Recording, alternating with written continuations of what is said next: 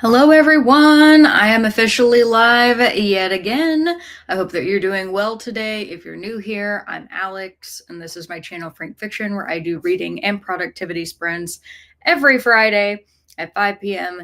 Eastern Standard Time. If you are watching live, welcome. And if you are watching the recording after the fact, welcome to you as well. I've got two different books that I am reading this week, and I'm very happy that I actually finished one of the books that I finished the book I started last sprint before I got to this one because I was just so enamored by it. That was Our Wives Under the Sea. Absolutely loved that book.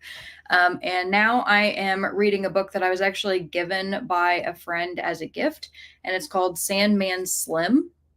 And she knows that I am a huge fan of Hellboy.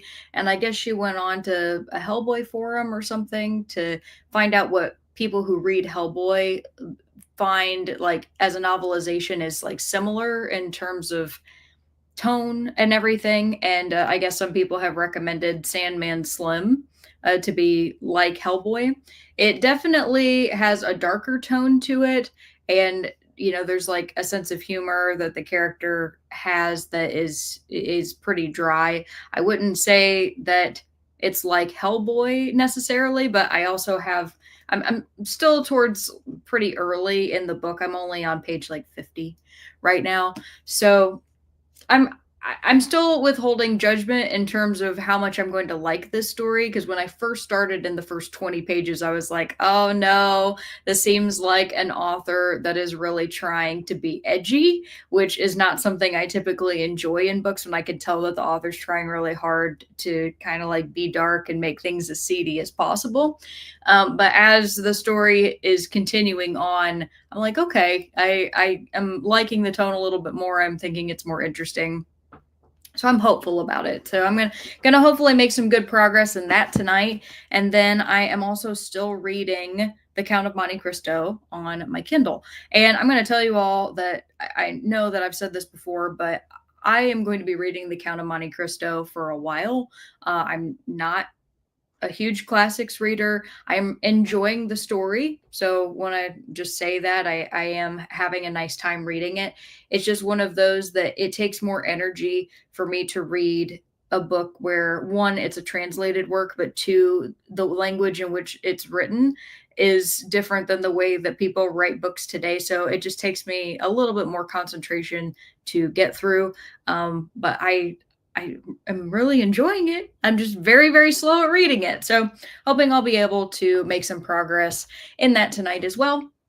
And then, if my eyeballs get really tired and I just need a break, I am also currently working on a sock. So, I've got a sock to make the pair for one that I have made for Keaton. And so I'm working on the leg right now. You can see it's taken shape. The cuff is all done and everything. So I don't have very much left on the leg. And then I get to start all of the work on the heel. So that's always like the most interesting part of the sock is doing the heel. So we'll see if I end up working on that or how much I end up doing of that tonight. Oh, goodness. So, as always, this is just a chill time. Sit down, grab a drink, grab a snack, curl up under a blanket, or put a fan on you. It was quite warm out today. I was feeling some stress, and I ended up on my break. I went and I took a walk outside, and I was sweating by the time that I got back. And I don't really sweat a lot, but it was quite humid. It's not really the outside temperature was truly hot, it's just very humid outside. So I will just be drinking some water. I told Keaton, I was like, my body was craving McDonald's. I was bad. I ate McDonald's twice this week, which is not something that I usually do unless I'm having a breakfast or something. But yeah, I I had two cheeseburgers and a small French fry, and now I'm trying to rehydrate again because, of course, McDonald's is salty. So I'm taken care of, and I don't know what Keaton's going to have for dinner, but I'm sure he'll stop on the way and get something. If I had to take a guess, he's going to stop and get Panda Express, but he also might eat some leftover pork shoulder barbecue that I made in the crock pot. So we'll see. So let me know what it is that you're working on tonight, either reading or projecting, either way. And I'm going to go over and see how everybody is doing today. So first up is Elena, and Elena says, "Good afternoon, Alex, and good evening to you, Elena." She says, "I am reading The Midnight Pack by Jasmine Kuliasha. Very nice. Haven't heard of that." And Swank is here. Hi, Swank. And Swank says, "Howdy, everybody. Happy Drive-In Theater Day." Oh, God, I haven't been to a drive-in theater in years, though that is still fun. Happy Yo-Yo Day and Happy Churro Day. Wonderful. And Heidi, hi Heidi. Heidi says, "Hello, I'm loving The Electric State, a story that is post apocalyptic, following a teenage girl and her robot with the most fantastic artwork. Alex, see if your library has it."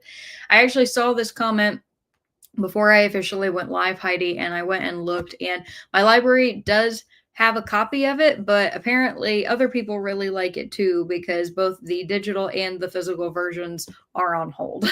But they do have it. And Swank says, "Heidi, have you seen the movie yet?" Did not know there was a movie. Heidi says, "I heard to skip it. The art in the book is breathtaking. Get it from the library if you can." Awesome. Robert, hello, Robert. Robert says, "Hello, room. I'm reading We Spread by Ian Reed. And Keaton, I'm going with crepes." I don't know of a single place around here that has crepes, Robert, but I do enjoy one every now and then when I can actually find one. And Swank says, "I enjoyed it. I haven't read the book." And Kat, hi Kat. Kat says, "Hey Alex and friends in the chat. Hope everyone is well. I'm sleepy. Another rough night with Tootie and tummy troubles. I'm so sorry. Not sure how much reading I'll be doing. Well, just take it easy, Kat. That's totally okay." And Swank says, "I'm reading Hinge Fire. Hing Cat Catching Fire." Ha ha ha. I'm such a goober. I didn't see the C, so I was trying to like fill in the blank. Catching Fire. Nice. And Telkana's here. Hi, Telkana. And Laura's here. Hi, Laura. And Laura says, "Hi, peeps, here to read The Buffalo Hunter by Stephen Graham Jones." Nice. Everybody recently has been reading that, and everybody so far that I've heard who's read it likes it. Swank says, "Hi, Kat." And Angel's here. Hi, Angel. And Angel says, "Hello, everyone. Hi, Alex. Hi, Kat." And Nicole's here. Hi, Nicole. Nicole says, "Hi, Alex, and hi, chat friends." Heidi says, "ID enough Sandman Slim, just not my cup of tea." Yeah, I'll be honest. So it was a book that my friend gave me, like I said, because she thought, based off of what other people said, that it had Hellboy vibes. She herself did not read it. So she couldn't actually give me a recommendation. She's like, "It just sounded interesting and hope that you like it." And And so I didn't really go into it with the feeling of like, oh, like that's something I really want to read because I'd actually never heard of it before. So I was waiting for the time when I'm like, okay, I feel like I have the mental energy to be able to pick this up. So like I said, when I first started and I could tell that the author was being edgy, I was like, please tell me that the whole book is not like this. And it probably will be, but there have been some good quotes too, though. Like, I'm just going to say that right now. There have been some good quotes. One of the things that I enjoyed that he said was he was talking about how when he got sent to hell, he was sent to hell as somebody who was alive, for those of you who don't know. So it wasn't that he died, he was sent there in his physical form, which is the first time ever in hell's history that had happened. And when he was down there, he basically became a hitman, and he gets sent back to earth, and he doesn't have any possessions or anything with him. And he was joking that he's going to be the first man or hitman in history to have to panhandle for bullets. And I was like, okay, like that's funny. Like there's some things that he says where I was like, that's pretty good. And then there's other things where he was commenting about how, I think it was this club or something he had seen look like it was made for vampires. And he goes, "Yes, vampires are real. Try to keep up." And I'm like, "Oh, I hate it when authors do that. Don't ever don't ever talk down to your audience, right?" So it kind of goes back and forth, but right now I'm liking it enough, and that makes me happy. And Nicole says, "I'm reading In the Matter of Nat Turner about the speculative history surrounding him." Oh, cool. And Tina says, "Good evening. It was great to see you on Catch Chat this week." Oh, thank you. It was really fun. I enjoyed it. The first time ever getting to pop in on somebody else's sprint. Kat says, "Hey, Swank and Angel." Heidi says, Laura, I loved Buffalo Hunter Hunter. It's intense in a good way. And Kat says, Tina. Heidi says, yes, Kat, jump on. Yeah, it sounds like Kat might be tired, but she's more than welcome to if she'd like to. And Elkie says, I was watching a movie, but paused it to say hello and maybe read a little. Hello. I've been slumping a little lately, unfortunately. I'm sorry to hear that, Elkie. And it's totally okay if you want to watch a movie. Nothing wrong with that. Tina says, hi, Kat. Sphinx says, hi, Nicole. Laura says, Heidi, it's very brutal but fascinating at the same time. That sounds like Stephen Graham Jones. And Elena says, just had my late lunch at 2 p.m. this afternoon and now drinking hot tea with no sugar. I also had hot tea with no sugar earlier today. Very nice. What kind of tea is it? Mine was, I had a mixture of different kind of like herbal elements, but one of the things that you can taste is mint. And it was actually really pleasant. Heidi says, Robert, my guess is Popeyes. I was bad. I had McDonald's. Kathy's here. Hi, Kathy. And Kathy says, hello, new here. I'm reading Rest Stop by Nat Cassidy. Very nice. And yeah, Kathy, I know I saw you on Cat Sprint, so thank you very much for subscribing and coming over. And Stina's here. Hi, Stina. Stina says, hello, everybody. I'm reading On the Curry Trail, trying to get appointments scheduled and trying to figure out how to update my name on my retirement accounts. Oh, like your married name on your retirement accounts? I don't know if that's something, you might have to write them about that because it's like a legal name change. I don't know. I haven't had to do it. Good question. And Denise is here. Hi, Denise. And Denise says, hello, everybody. I'm on page 98 of Hello, Beautiful. Really liking it. Oh, that's a book I hope to get to at some point. I haven't bought it because I know that I'm not going to read it anytime soon. But that's another one that just everybody who has read it seems to really like it. And I don't know if it's the hype or not, because I think that was a really hyped book, but hopefully it is actually that good. So I'm glad you're enjoying it. And Nicole says, I read The Count over 3 months. Don't apologize. Also, translation does matter. The Robin Buss version is excellent. I'm fairly certain that's the one that I'm reading. And I do think, because I'm pretty sure I said this on a prior sprint, I was surprised at how clear the writing is because I was expecting it to be far worse. Not only just because it was written a while ago, but because it was a translation. And I'm understanding everything that's going on. It's just a matter of the pacing and everything is kind of different to what I would expect from a modern story. But I am at the point, and God, I hope this isn't a spoiler because the whole point of the Count of Monte Cristo is, he gets thrown in prison and he ends up breaking out like that's in the description of the book on the back. But I'm at the point now where he's trying to figure out how to get to Monte Cristo. So yeah, we're getting there. It's exciting. And Magnolia says, hello, Alex, and hey, everybody. And Denise says, we'll probably go for a walk at some point. Very nice. I enjoyed mine today. I really needed it. Magnolia says, I'm reading What a Way to Go from Bella Mackey. Awesome. Tina says, I'm currently reading The Bands of Mourning and currently listening to Once Upon a Broken Heart. And Swank says, it's 90 degrees in Texas. Is it 90 degrees dry heat or 90 degrees humid heat in Texas? Robert says, Heidi, wasn't that the pickle drink place? Pickle drink. Yes. Popeyes was the pickle drink place. The one that I'm like, don't do it. I drank enough of it that my stomach got upset and I was like, I will never have that again. And poor Keaton, it was just an immediate no from him. Heidi said, Elkie, listen to The Blade itself. Abercrombie always got me out of a slump. The audio is key. Stephen Pacey. I do need to read The Blade itself at some point. But I'm going to tell you right now, Heidi, because I don't already own that, it would be after I read The Black Tongue Thief. Because oh my God, there's so many series that I want to start. I've got, oh my God, The Wheel of Time was staring at me today. And I was like, I want to start you too. I want to read my next Terry Pratchett book. I just got so many. Amanda says, tomorrow I'm going to the library book sale in Northridge Branch Library. Cool. Hope you find some goodies. Swang says, hi, Chantel. And Heidi says, Robert, yes, I think it's Alex's favorite. Not the pickle drink, but I do love Popeyes. In terms of a place to get a chicken sandwich, Popeyes is top tier. Magnolia says, I have finished The Marvelous Mrs. Maisel, by the way. Nice. And Anne's here. Hi, Anne. Anne says, good evening. 50 pages left in The Lilac People by Milo Todd. Definitely 5 stars. Cool. Also, what a great name, Milo. I don't know what it is about that. I just enjoy it. And Kat says, Luna is also having tummy trouble. Although Bailey is taking meds for a UTI, she at least is not having tummy trouble, and I hope it stays that way. All of your poor puppers are sick. I wonder if Luna and Tootie, did they get into the same thing? Were they rummaging around anything in the yard? Because Barker will eat anything that he can put in his mouth and like have to watch him like a hawk.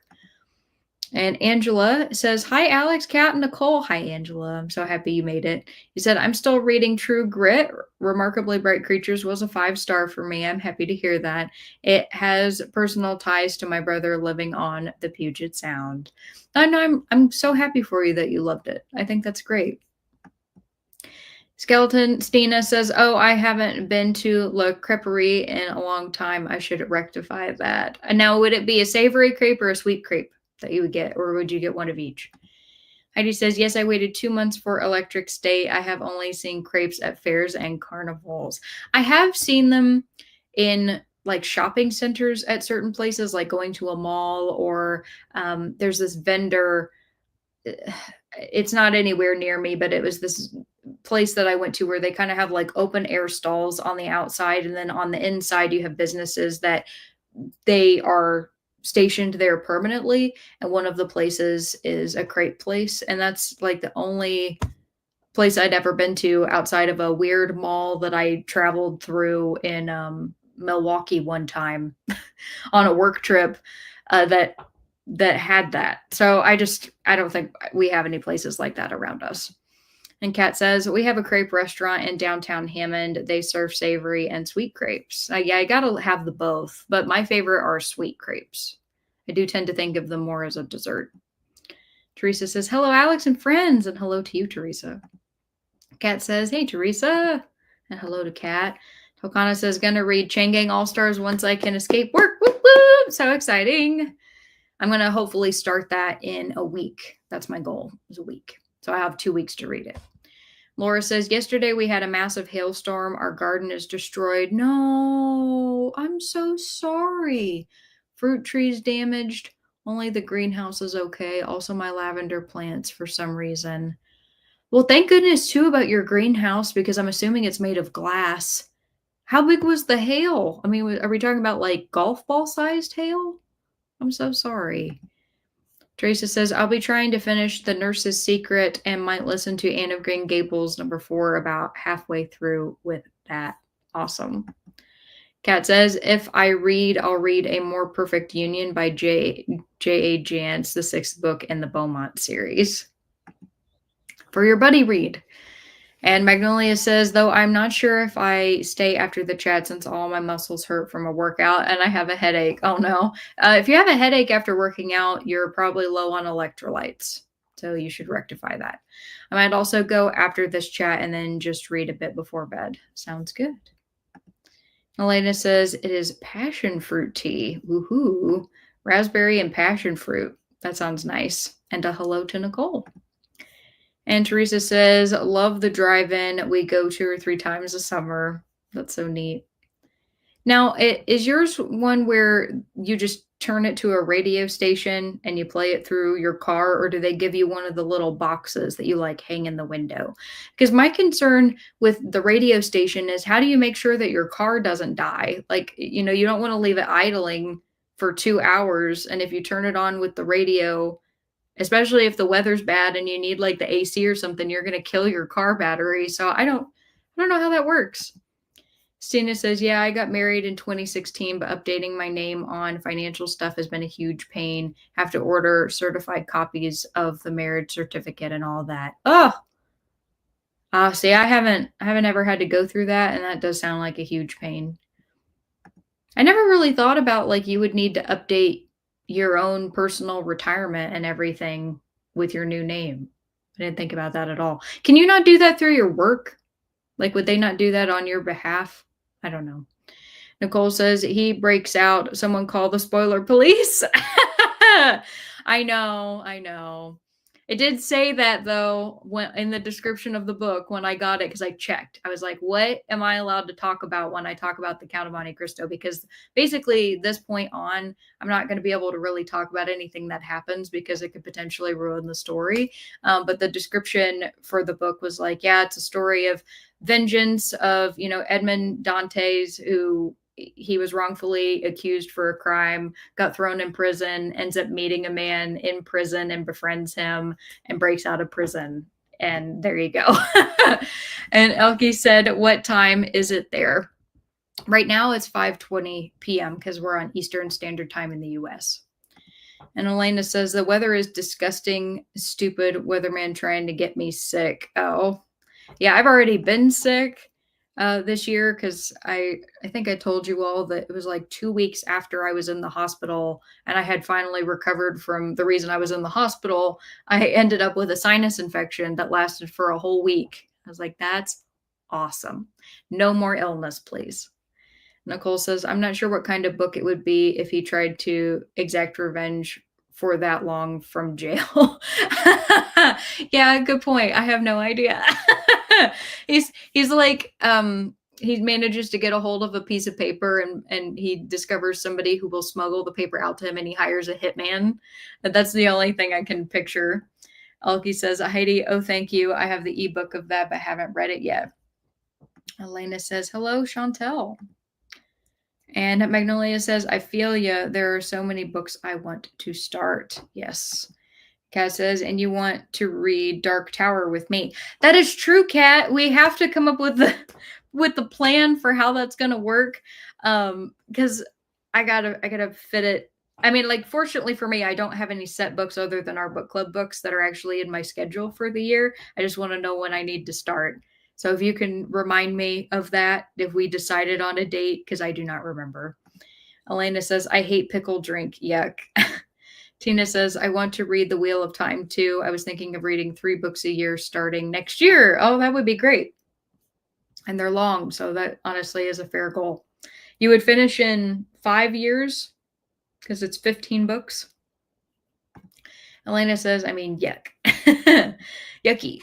Elke says, Wheel of Time is rough, though. The entire series is. It's long and it's very slow, and the good parts don't outweigh the slow parts, unfortunately.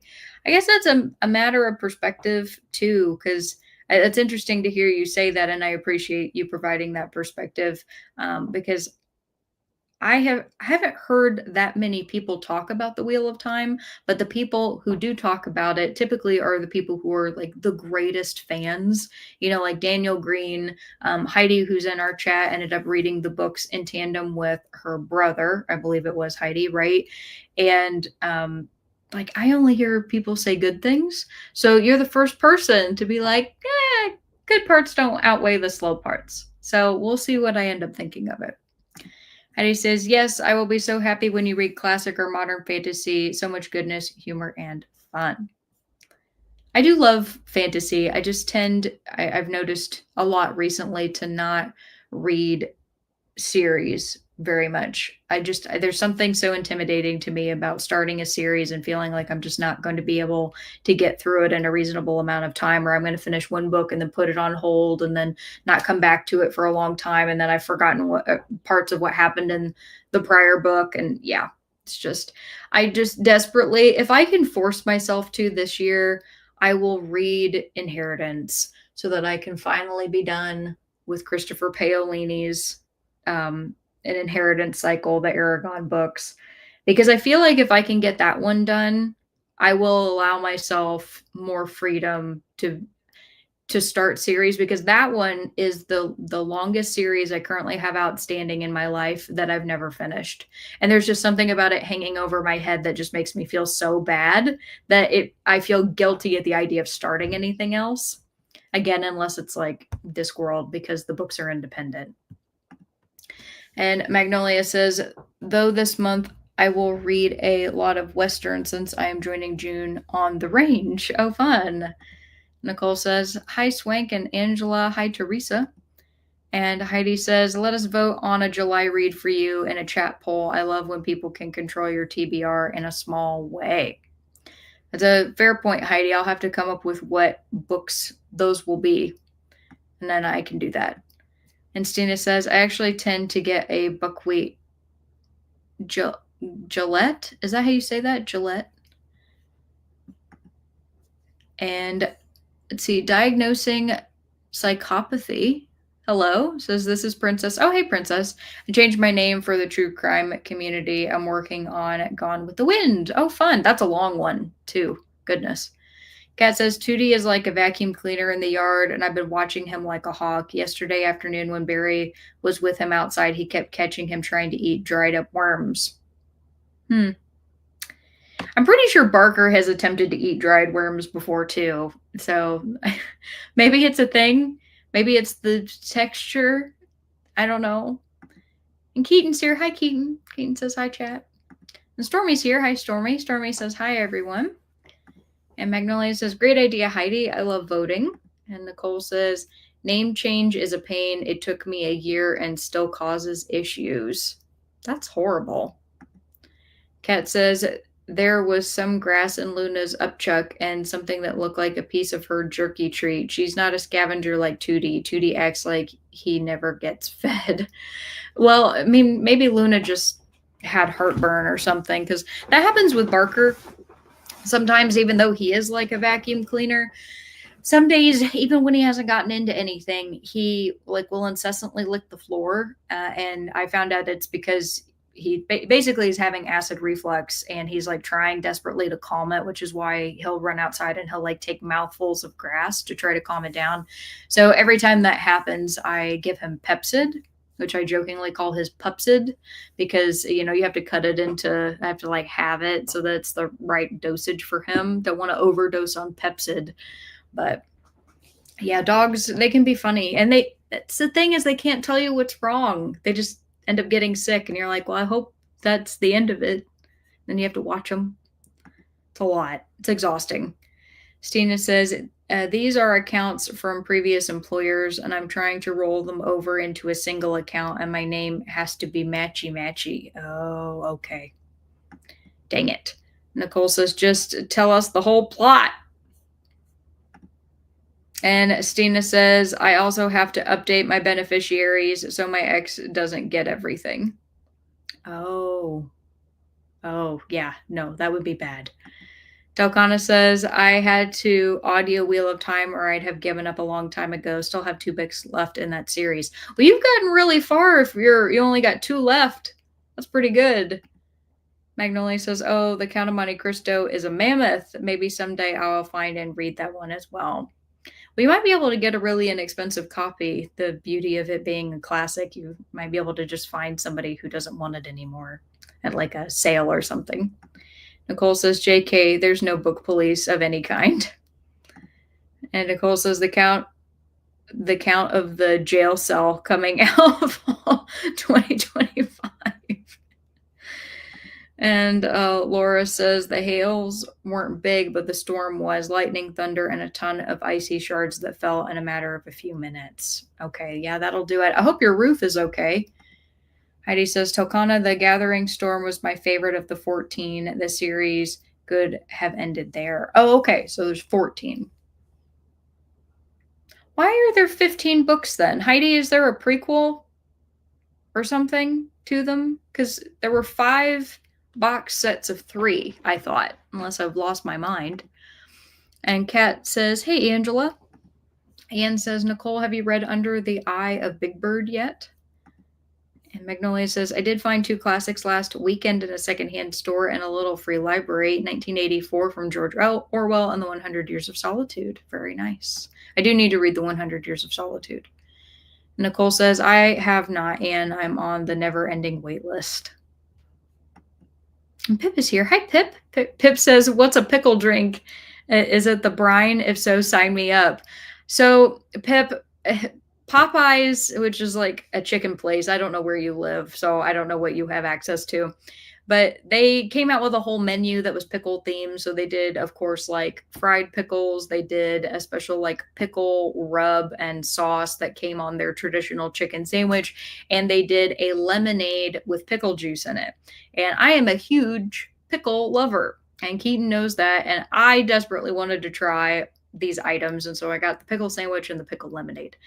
And my initial reaction to the lemonade was actually that it was pretty good, but the more that I drank it, the worse that I felt. And I was like, okay, never again. I would actually rather just drink straight pickle juice than have it be mixed lemonade and pickle juice. It wasn't right. Elkie said, yeah, it has been a very hardcore fan, or it has a very hardcore fan base, but I'm a massive fantasy reader and I didn't love it. Didn't hate it, but didn't love it. No, that's fair. Yeah, and you are entitled to your feelings. Heidi says, the worst Wheel of Time book is better than the most. I binged it all in 3 months and read with my brother. Yeah, so it was with your brother. And Magnolia says, Nicole, you are the classics person. Have you read 1984 and 100 Years of Solitude? If so, what did you think? Without spoilers, please. Heidi I meant most books in general. Oh, I got you.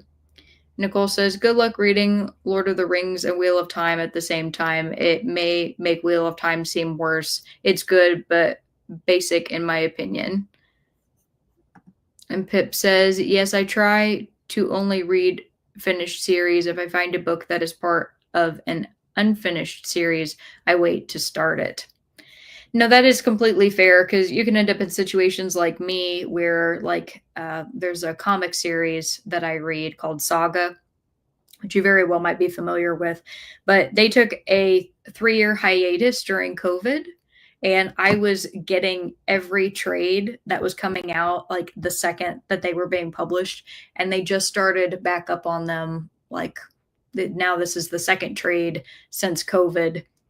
And so that's a long time, as you can imagine. It actually probably was over 3 years that they had a hiatus. And that just killed me because where they ended it was on such an emotional, gut-wrenching cliffhanger that waiting 3 years to see how that resolved was just, it fucking sucked.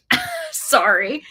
And Telkana says, Heidi, it was good, but I gotta know what happens next. Anne says, I enjoyed Animal Farm more than 1984. And Nicole says, 1984 was good, but Animal Farm is better and gives a similar perspective.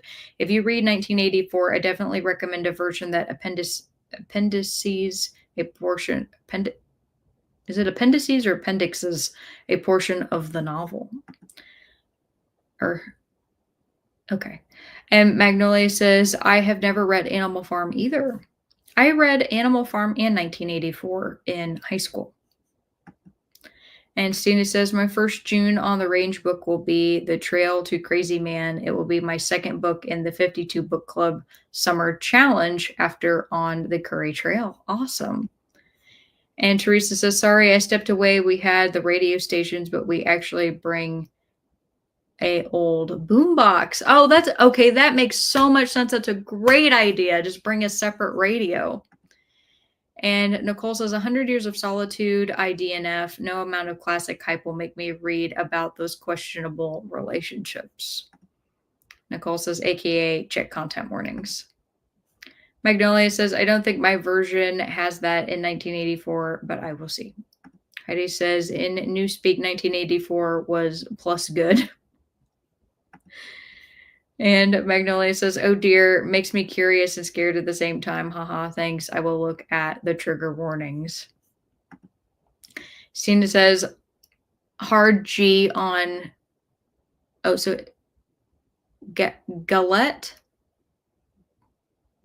Is that, sorry, I feel like I'm messing that up. It's thin like a crepe, but shaped differently on the plate so you can see the filling. Love the pear and chèvre? I'm doing terrible with pronunciations tonight. Nicole said, I would say if you like Animal Farm, then read 1984 for more of the same. Kat says, I love Animal Farm. Teresa says, Nicole, do you still have 9 coaches waiting on your June TBR? And Nicole says, the Count of Monte Cristo is free on Project Gutenberg. There we go. And Nicole says, Teresa, I do, but it didn't make this week. I'm hoping to still squeeze it in. Heidi says, Magnolia, yes, Monte Cristo is really wonderful and so modern for 1846, shockingly modern. Magnolia says, thanks, but reading on my computer just doesn't work for me. Stina says, I've started Monte Cristo, but in French, so it's slow going. Very nice. Older stuff uses those literary tenses that I learned in college, but don't use enough to read them quickly. Heidi says, Alex, yes, 15 with the prequel. Okay, cool. And Magnolia says, cool, Heidi, thanks for the recommend. Tokana says, yes, Wheel of Time is 14 and a prequel. I haven't read the prequel either. Heidi, do you know if it's worth the read? And Stina said, Laura, I'm sorry to hear that this year's storms have been awful and in places that aren't used to it. Anne says, Nicole, have you heard of the book? Oh, there we go. Call Me Ishmael. It's supposed to be a feminist retelling of Moby Dick. Interesting. Laura says, Stina, true. Heidi said, oh my God, Telkana, oh yes, it is Moraine and Lan. You should have read it after book 5, Fires of Heaven. Read it before book 13, Towers of Midnight. Trust me. Angela said, 100 Years of Solitude was a wild ride. Lots of people have DNF'd it, but I made it. Nice. Good job. And Teresa says, Cat, I read somewhere that when a dog or cat does that, their diet is lacking in something. And Tokana says, Heidi will do, thank you. And Magnolia says, oh, hey, someone else here joining June on the range, I see. How cool. Nicole says, my bad, version that appends part of the novel. Stupid English. English is interesting. It's a complicated language. Denise says, Anne Gibson, I thought that sounded interesting. And Stina says, no, you got it. Chevre is goat cheese. Ooh, I love goat cheese. And Kat says, Teresa, eating everything or vomiting? Anne says, I have one cat that is notorious for throwing up. The vet said to put a couple of drops of olive oil in his wet food. Teresa says, sorry, I forgot I was 4 minutes behind in the chat, but keep commenting. No, you're good. Everything's good. Nicole says, and I haven't, looking it up now. And Magnolia says, well, whenever it is the time to read 100 Years of Solitude, I will see if I will make it. He said it was a free book from Little Free Library, so if I do DNF, everything's fine. That's fair. Pip says, Moby Dick always reminds me of Matilda. I will have to look into Call Me Ishmael. Very, very nice. Alrighty, everybody. Well, that is the end of the comment section so far. So I'm going to go ahead and get us into our first sprint, which is going to be 45 minutes. And my first question is going to be, have you ever thrown away a handmade gift? And if so, what was the reason? See, Nicole said, Magnolia, there you go. It doesn't bother most people, but I'm surprised more people don't mention it. Kat says, Tootie eats anything and everything, unfortunately, but it's just been this week and he found something that he finds yummy that's causing him to have the runs. Yeah, as long as it doesn't last a long time, Kat, like more than a few days, and he's staying hydrated and continues to eat, hopefully that'll be okay. Don't know if you're feeding him a bland diet or not, or giving him like boiled chicken and white rice or anything like that might help. But if you haven't tried those things and he continues to feel sick, you could either try those, or if you feel like it's gotten bad enough to go to the vet, definitely go to the vet. Alrighty, got 45 minutes up on the clock, and I don't know what I'm going to start on first. I might start with the Count of Monte Cristo. And by the way, all of the stuff that I mentioned about the story, I am only, I'm still very early in the book. It's like an 800-page book. I should tell you all where I'm at. 17%. So I'm still way early. But I'm making it. So I'm going to do a little bit of reading in the Count of Monte Cristo, but I'll see you all in a little bit. Bye.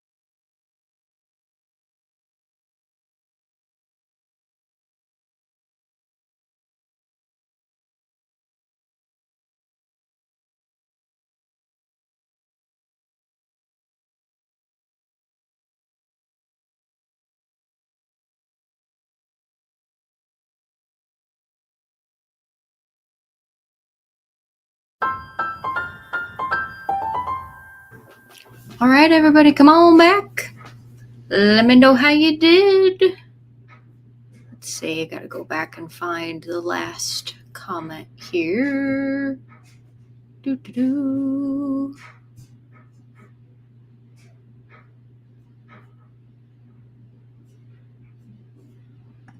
All right, I think the last one was Magnolia saying that she was going to go offline, that she would hopefully see us all next week. Kat said, I appreciate that, Alex, and said bye to Magnolia. Stina says, I can't think of anything like that I've thrown away. Oh, in reference to my question, have you ever thrown away a handmade gift? And if so, what was the reason? Stina said, I can't think of anything like that I've thrown away. I may have regifted goodies containing ingredients I can't tolerate, but that's it. That's okay. That's honestly pretty good. Also, I didn't mention, because I just jumped right into the question, that I did read another chapter of The Count of Monte Cristo. So that's good. I also need to adjust my lighting in here. Let's see. All right, Princess said, no, I could never throw away a handmade gift for whatever reason. They're like the most useful. I was rearranging my shelves this week and realized I had a homemade pottery gift from my aunt. It's like 30 years old, plus someone gave me a crocheted oven mitt made once as a gift. Best oven mitt ever. I treasured that thing. That's so sweet. Melissa's here. Hi, Melissa. Melissa says, hi, all. Think I have thrown away a handmade gift and threw it out because I was moving and had it for a number of years. Teresa said, a cat, sorry, I was talking about when they eat dirt and grass outside. And Heidi said, I have returned almost every Christmas present I ever got from my mother-in-law. Oh, the hand knit Afghans and blankets I received for Luke are real treasures. Oh, I bet. And I bet he really loves those. That's funny, though, that you've returned every Christmas present, or almost every Christmas present. And what is it that she typically gets you? I'm very curious now. And Faye's here. Hi, Faye. Faye says, hello. I'm reading in NetGalley arc. Reports of his death have been greatly exaggerated by James Goodhand. That's quite a title. Swing says, Anne, who is the author of Call Me Ishmael? And Kathy says, I got rid of a handmade scarf I received from my son's ex-girlfriend. It was a difficult decision because I liked her so much, but it was too painful to use. Oh, that's sad. Anne says, Swank, Zhao Guo. Or I think actually in Chinese, I'm sorry, might be Chao Lu Guo. And Laura said, I got rid of some drawings, but that's all I want to say. The full story is too long and painful. Very fair. And please know that if I ever ask a question like this, if you don't want to answer it, it's totally okay if you don't want to. Faye says, my nieces made me various bits and bobs when they were little, which is lovely and adorable, but most didn't live long lives. Always feel guilty about throwing stuff like that away. So I'm in the same position as you, Faye. I don't have like any nieces or nephews around, but I do have a young cousin, and she made me some stuff like when she was really young. But when I say made me stuff, I mean, we're talking about like, you know, she had a piece of paper and had some foam cutouts that she glued and put like glitter sparkles on, you know, or like painted a rock, stuff like that. And I felt bad for getting rid of them because I held on to them for a time, but I was like, she's not even going to remember that she gave me these. So if I get rid of them, it's probably not that big of a deal. So that's kind of where I'm going with it. Elena says 68 pages and 6 chapters read and 19% into my book. Very nice. Teresa says, I find it hard to throw away things like that, so I might give it away. If it was damaged in some way, I would throw it out. And that's very fair. He said, I cleaned the bathroom on that sprint, almost done. Very nice. And Kathy says, I'm 17% into Rest Stop. Awesome. And Melissa says, didn't read, worked on some online puzzles. Nice. Swank says, thanks, Anne. Denise said, read to page 121. Awesome. My Kindle is doing this weird thing, and I don't know if it's the book that I'm reading or some setting on my Kindle got changed, but I used to be able to look at what page out of what number I was reading. But for whatever reason, for The Count of Monte Cristo, it will not tell me that. It will only tell me how many minutes I have left in the chapter, the number of hours it's estimating it's going to take me to finish reading the book, and the location number, which the location number is not useful to use at all because it's got like, it's more of an electronic ID for like the internal coding of the book. It doesn't have anything to do with like me being able to tell in the book where I am. So yeah, I don't actually know what page I'm on. I only know what percentage. Docana says, went to the grocery store for dinner stuffs, only read 2 pages. Nice. Robert says, hit the like button. Thanks, Robert. I appreciate the reminder. Elkie says, don't think I ever had a handmade gift. Interesting. Tina says, it made it to page 263. Very nice. Stina says, got medical appointments made and read some more of On the Curry Trail. It's making me so hungry. Nice. And Angela said, thanks for the reminder, Robert. Yeah, anybody who pushes the like button, I really appreciate it. Thank you. And then I will go ahead and get us set up for our next sprint. And my questions tonight are, I should say, like, my next question is just kind of a silly one, like normal, not anything horrific, just silly. And it is, would you rather be 8 feet tall or 2 feet tall? 8 feet or 2 feet? Too tall or too short? What do you want to be? Kat says, I didn't read during that sprint. Posted for Saturday Morning Momentum. Link on Instagram and Discord. Talked to Barry, who is picking up sushi for us. Chatted on Discord. That's nice. Also, I hope your sushi ends up being delicious. It's my favorite food ever. Alrighty. Well, I will get you all set up for the next sprint. And I think I'm going to pick up Sandman Slim again and hopefully get some good progress made. I'm also using an adorable little Pikmin magnetic bookmark that I actually got talking about sushi at a sushi place that, like, when you eat a certain number of plates of sushi, they give you a prize, and our prize was little Pikmin bookmarks. How adorable. All right. Oh, hang on.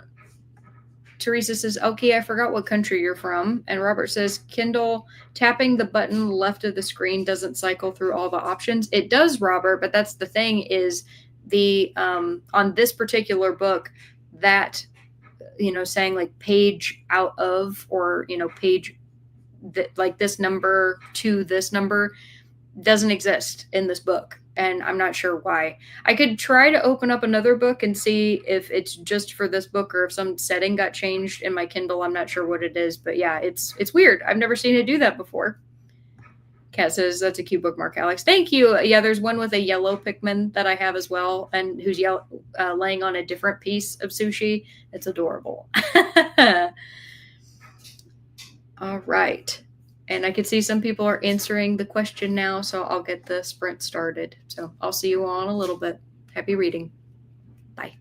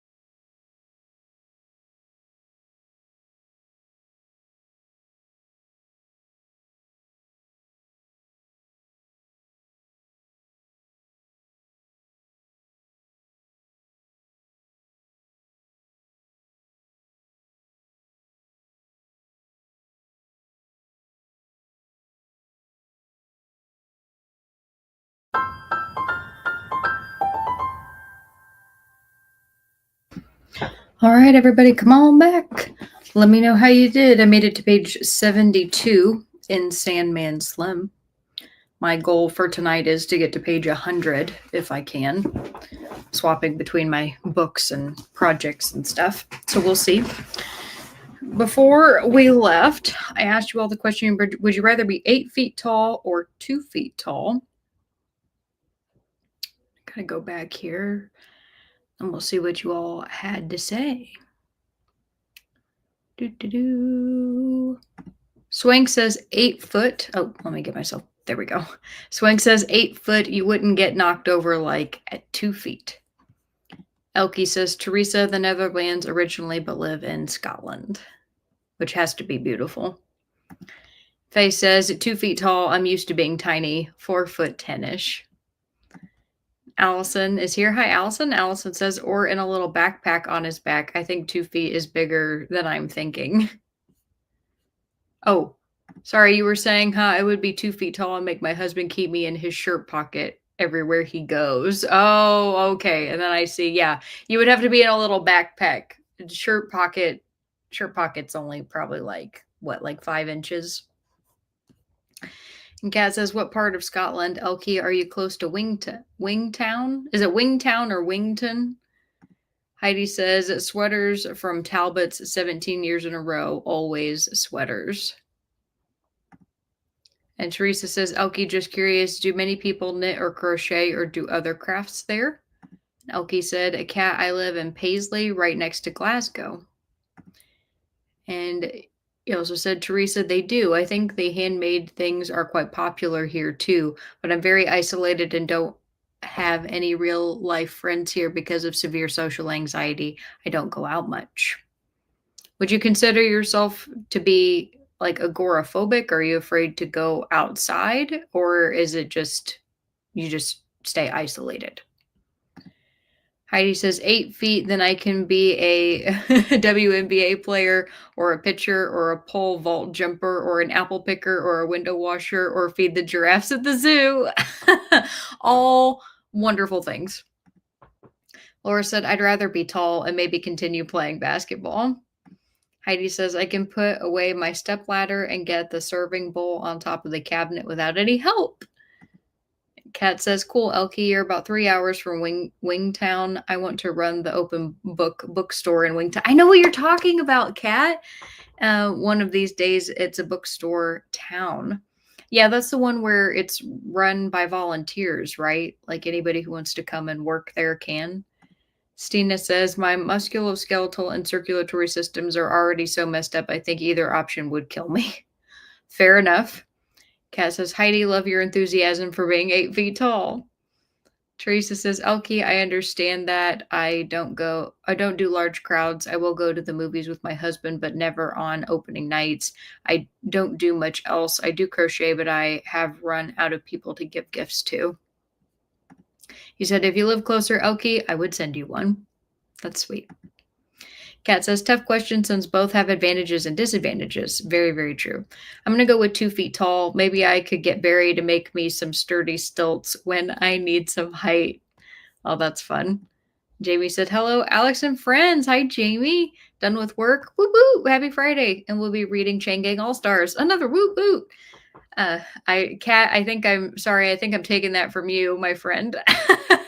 Might miss the next chatty bit running an errand. All right. And Teresa says, hello, Jamie. And Heidi says, Kat, I hate not being able to get things from my upper shelves. I am barely 5 feet. Jamie says, I have been short my whole life. I'm used to it now, so I'll say 2 feet. At 8 feet, it would be difficult to fit in a bed, a car, a plane, and people would you at the movie theater? Is it that they would be mad at you at the movie theater? Yeah, you'd always have to sit in the back, right? Yeah, there's so much about the idea of being 8 feet tall, like Shaq, famously one of the tallest basketball players ever. Whenever he buys a car, the car has to be modified for him to even be able to drive it. So I don't think I would. I mean, you could say that it would be the same thing if you're 2 feet tall, right? Because you'd have to have like new controls and things like that to be able to control your car. But I would say that that's probably easier than having to have an entire like seat and section of a car changed for you than just like adding some hand controls. Like I could get used to that, I think, while driving. Um, and the other thing too is the taller that you are, the shorter your life expectancy. Like the tallest man to have ever lived, he died pretty young. And, like smaller animals, like even think about dogs, like Great Danes have a much shorter lifespan than like Jack Russells do. So I just think from that perspective, I guess if I want to get the most out of life, I would have to choose to be 2 feet tall, which I would hate because I like being taller, but just no. Jamie says, hi, Teresa. Heidi says, Alex, I have to put my phone away now when I prepare my little guy for bedtime, so I will join you later, Gator. All righty. I'll see you later. Teresa says, I don't think 8 feet because it would be so hard to find a house or car to be comfortable or a bed. Yes. Kat says, that's me. I'm only 5'4". Kat says, Jamie. Jamie says, same here, Kat. 5'4.5". Got to add that half in there. Anne says, Kat just heard that they just caught the Arkansas escaped prisoner. Maybe the New Orleans ones are next. Oh, interesting. Were they committing mischief or were they just chilling out somewhere? And Kathy says 2 feet tall. There are things around to help short people, but not so much people that tall. Yeah, I agree. And Kat says, yay, 2 of the inmates are on the run. The tattooed inmate made a video saying he was let out the jail, that he didn't escape. The authorities are trying to verify it's him. Oh. Anne says the Arkansas one was 1.5 miles from the prison. That's not very far at all. Kat says he claims he was in jail for bogus reasons. Not sure if he's with the other inmate. I believe he was in jail for domestic violence. The other inmate was in jail for murder. Oh. Tokana says, I think 8 feet tall back or gack, but then you'd always know how gross the top of the refrigerator is. Not true, because then you could clean the top of the refrigerator and it wouldn't be gross. Kathy says, I made it to 31% in rest stop. Nice. Melissa says, read 22 pages of The Adversary, got to 81 of 336. Elkie said, Kat, ooh, that sounds cool. I have never been there. Denise says, 8 feet. I'm about 5'2" now and get frustrated because I can't reach so many things. I guess the other nice thing too is like if you're short, because I'm thinking about 2 feet tall, you'd eat less food too. So I don't know. I'm seeing certain benefits. I don't know if I'd be able to do my job though. There's a lot of things that would be complicated by being that short. Tina said, I would rather be 2 feet tall. And Elkie said, Teresa, thank you. That's very nice. I'm glad you understand it too. Crowds are a nightmare. And Elkie says, yes, I do have agoraphobic tendencies because of my social anxiety. It takes a lot for me to get myself outside. Well, I'm glad you're here, Elkie. I'm glad that you at least do socialize with people online. And Denise says, no reading, had a dinner sprint. Same dinner as you, Alex. Nice. Mickey D's. Tina said, I washed the dishes, changed out the laundry while listening to my audiobook. Nice. I did laundry during my last 2 sprints as well. I forgot to mention that. That's why I disappeared off of the cameras, because I was going and folding stuff and then putting them on hangers. Kat says, no reading, watched Lee's video on her summer goals. Got my sushi. Yum. Elkie said, parrots and turtles are small too, but they live ages. Yeah, it's true. Allison says, I have a Newfoundland breed dog, and anything smaller than him, he immediately thinks is his to take care of. Haha, too little, and he would think I am his to take care of, which honestly would be super cute. And at 2 feet tall, like if I'm trying to think, I don't know size-wise if I shrunk down to 2 feet, like how much I would weigh, but I'm just envisioning riding like a big dog, like a horse, having like a little saddle on him, and like I'm sure it'd still be too heavy, but for some reason that image just made me laugh. Stina says, made myself another mug of tea. I was thinking about doing that too. I just wasn't sure if I wanted a hot beverage. And Kat says, I'll get Barry to make you some stilts for work. Oh, thank you. I appreciate it. Or he could video me and tell me how to do it. I could use my power tools. Teresa says, I love going outside. I just don't like to be around people. That is also very fair. Elkie said, yes, online and texting is fine. I'm actually a social person. It's just difficult in person.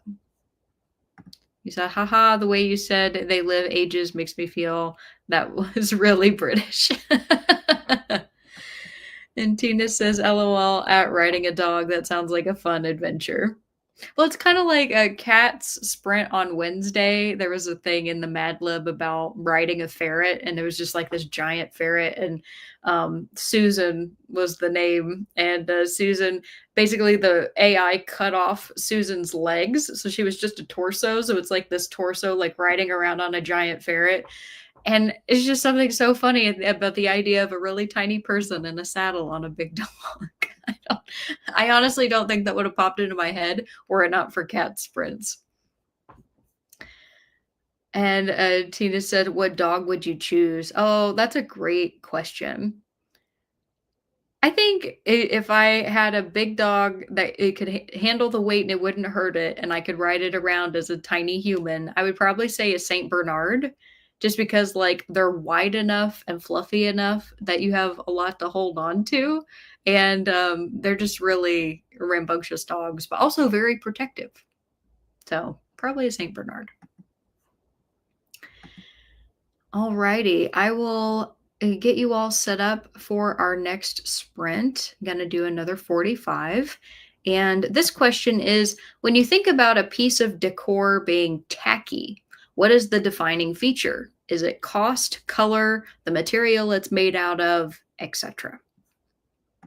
And obviously it can be a combination of any of these things. I'm just curious, like, to me, when I think of the word tacky, there's a very specific image that comes to mind, and I'm wondering what that is for everybody else. Tia said, nice. And Kat says, Susan riding the ferret was hilarious. I could ride Luna. There you go. And Stina says, I was going to say St. Bernard too. And Zach is here. Hi, Zach. Zach says, hi, I'm reading Fried Green Tomatoes by Fanny Flagg. It might be my first 5-star of the year out of 64. Zach, it is so weird that you said that you're reading that, because on Wednesday during Cat Sprints, somebody was mentioning a book and it made me think of Fried Green Tomatoes. And so the fact that you just picked that up, that's wild. Maybe I had a premonition about the book that you were going to read, because that's a book that I really want to read at some point in the future too. So interested to hear when you're done with it what you thought of it. And Stina says, Fried Green Tomatoes is such an awesome book. Many, many years ago, I saw the movie. It was playing on TV, and I remember just thinking it was a really interesting film, and I don't remember that much about it, but it's made me interested enough to want to read the book years later. See, I said movie too. The author wrote. Oh, she did. She wrote the screenplay as well. Very nice. I like that. Tolkana says, I didn't know that was a book, but yum, fried green tomatoes. Yes, that too. It's funny because I am not a tomato person. Like, I can eat salsa. I eat ketchup. And I've tried to get better about eating tomatoes on or in things, because I used to always have to have them off. But fried green tomatoes are such a specific taste and texture, is very different than a red tomato, and I love them like so much. Like you said, fried green tomatoes, never heard of it. You should definitely look it up. It's a southern thing in the United States, where you take a tomato that hasn't ripened and you cut it into slices, and you basically put it in like a cornmeal batter kind of thing, and then you fry them, and then you can serve them with like different kinds of sauce. And people usually use like a spiced sauce to serve it with. It's very, very delicious. Anne says, my neighbor has a barking bull mastiff. Would you like that one? Not right now, but thank you though. I'm sure the dog is very cute, but when dogs bark a lot, I know that can be very irritating and stressful. And Zach says, I got the fried green tomatoes because it was mentioned in a really, really shitty video game. That is so funny. I love it. And if it ends up being your first 5-star, that's going to be even more hilarious. And Teresa says, that would be a good question. Would you rather read the book, watch the movie, or just eat them? Well, you can never go wrong with eating them, ever. I mean, I guess if I had to choose any of them, if I wouldn't be allowed to eat fried green tomatoes ever again, I'd have to pick eating them. But I do want to read the book at some point. Talcana says, LOL, as a kid, I just ate them with ketchup. Did you like you dipped? So you dipped a fried green tomato in ketchup? That's great. I've never heard of anybody doing that. Stina says, my sister-in-law used to have bull mastiffs, and one of them was bigger than me. I am not small. That's wild. I mean, big dogs can get surprisingly heavy. Like, I have been around dogs that weigh more than I do, and if they were up on their hind legs, they would be taller than me. And it's like you look at them and it's like they're a tiny bear. And says the dog also bit me. Oh no. I'm sorry to hear that. That is scary. And Swank says, yeah, I'd choose a St. Bernard too. I also would probably give them the little collar with the little barrel on their neck, that's got like first aid in it, just to be funny. Angela says, I've eaten a lot of fried green tomatoes in my life. Yum. I didn't discover that I even liked them until I think it was my senior year of college. And how many years were wasted that I did not enjoy them. And Teresa says, Tokana, eat them with cocktail sauce. Oh, wow. See, I've only had them with it's like a spiced mayonnaise type sauce, but also I love mayo. So, like anything mayonnaise, just like give it to me. Tokana says, absolutely. Zach says, can I ride a giant ass fox? If not, I'd choose a yellow Canaan dog. Is it giant AF fox? I don't know, or I don't know what it is that you were asking there, Zach. I apologize. Now I want to try to figure it out. Hold on.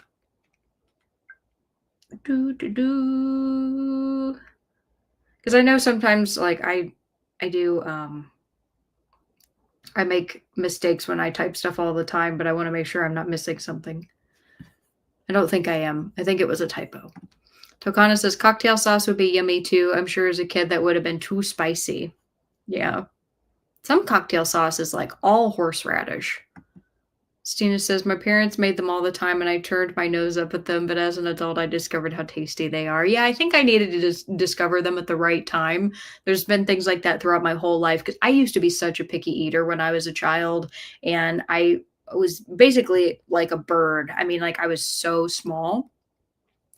And the older that I got and like the bigger appetite I had because I was growing, the better I became about trying things. And I'm the most adventurous with my food now than I've ever been in my life. And I just recognized as a kid that that wasn't going to happen because I was pretty sheltered in terms of like my family wasn't worldly about the things that we ate, like at all. Like it was the most American ass food ever. And I'm just so happy now of like the breadth of different dishes that I enjoy regularly. And Stina says, my favorite condiment is mango salsa. Oh, okay. Oh, AF as in as fuck, a giant as fuck fox. Nice. Um, yeah, I mean, I would say why not? Foxes are cool. And Telcana says, my grandparents lived in Oklahoma, and I remember eating fried green tomatoes and fresh corn on the cob for dinner when we visit. Oh, that sounds so good. Hmm. If somebody wants to look up if I can make like mini fried green tomatoes with cherry tomatoes, I'd appreciate it because I'm currently trying to grow some. I don't have any like regular, like big tomatoes that I'm growing. It's only the cherry variety. But that would be really funny if I could make like teeny tiny little ones. Anne says the neighbor ties it up in the front yard. It breaks loose periodically. It barks for attention. That is so sad. Like on behalf of the dog, I mean, I feel bad for the dog because that animal is being mistreated. And Zach says, and yellow Canaan dogs are very fox-like. Oh, cool. Very, very nice. Alrighty. Well, thank you all for that lovely conversation. I have given you all your next question, and we'll put up the next 45-minute sprint. And I'm trying to think because I'm making really good progress in Sandman Slim, but I think I'm going to go back and read a little bit more of The Count of Monte Cristo just to get through the next chapter, hopefully. And I will see you all in a little bit. Happy reading.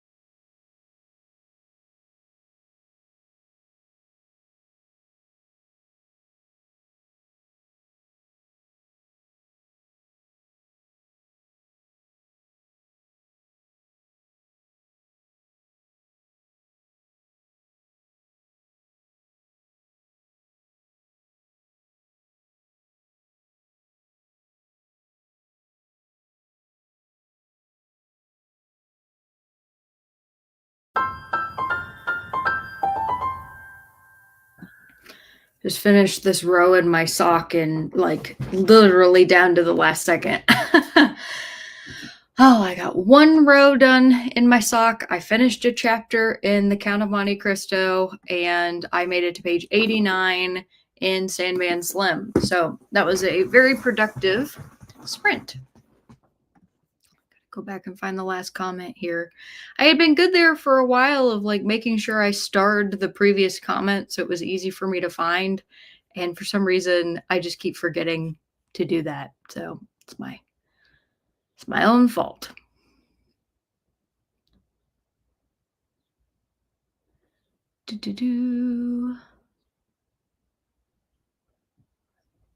Let's see. Kat said, oh, sorry, I should restate. My question was, when you think about a piece of decor being tacky, what is the defining feature? Is it cost, color, the materials it's made out of, etc.? Kat says, I was talking about tiny tomatoes. My little cherry tomatoes will be perfect for your 2 feet tall self. And so the tiny tomatoes would be a lot of work to fry. Absolutely no doubt about that. And it would be hard to keep them being like perfect discs themselves. I feel like they'd all kind of like stick together, be like a stack of fried green tomatoes.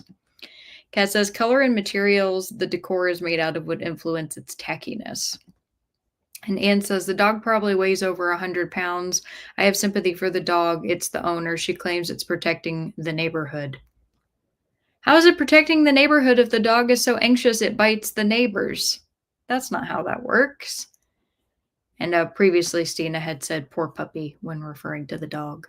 And Jamie said, I would say cheap looking material boosts tackiness. Things made in molds with visible seams come to mind. Absolutely. I think of the same type of thing, as do plastics made to look like metal with a half-assed coat of cheap, garish metallic paint. Completely agree with that too. He said, I clearly have opinions. Well, our opinions match in that regard. It's why I get frustrated about the nature of the way our society has become, especially with regards to like holidays or parties or anything like that. It's kind of expected that you could just buy a whole bunch of cheap crap that, you know, is all made to be used one time, most of it made out of plastic or styrofoam, and then you're just supposed to throw it away afterwards. And it's just so wasteful. And I think that because of my frustration at like the single use mentality that people have nowadays, it's made me feel very negatively about things that are tacky, or I don't know, there's other synonyms that you can use to describe it, but just that's the first thing that comes to mind. Stina says, obviously, cheaply made objects meant to mimic luxury items, especially if there is an element of vulgarity or offense involved. I can't think of anything off the top of my head that comes to mind with regards to that. But if you have any specific examples, you're more than welcome to share them. Heidi says, maybe a large self-portrait painting like they have on The Bold and the Beautiful. Every time Eric Forrester marries a new wife, she changes the painting to herself. That's so funny. Stina says, at the other end of the spectrum, an ordinary object made of egregiously fine materials, say a toilet with a real gold hardware or a tissue cozy encrusted with diamonds. Okay, yes, I agree with that too. I wasn't even thinking about that, but absolutely. It's like something doesn't have to be cheap to be tacky. Sometimes the most expensive things are what's tacky. Just because there's no taste. I really think that's what has to be involved, is there has to be some amount of taste, and it has to be kind of objective taste, like things that anybody could look at and be like, oh, that's elegant or sleek or well manufactured. Even if it's not something you personally would use, just to look at it and be like, oh, that's a quality product, right? That's so interesting. Swang says, pouting and flying golden angels with flowers or vines. Oh, like okay. I also agree about like the cherub. So when I was a baby, my mom started collecting like materials that had all of these cherubs on them. And I grew up seeing them and I always thought that they were horrific. Like I was used to them. So I didn't think like, I wasn't afraid of them, but I thought that they were horrible in the sense that I didn't understand why anybody would want to own them. And then the older I got, the more I was like, why in the hell did she ever buy those? And it was funny because she never talked about them, but she had them like all over her room. I was like, what is going on, Mom? Anne said, Stina, we have gold flatware. I never thought it was tacky. Well, is it, I mean, if it looks nice, that's a different story.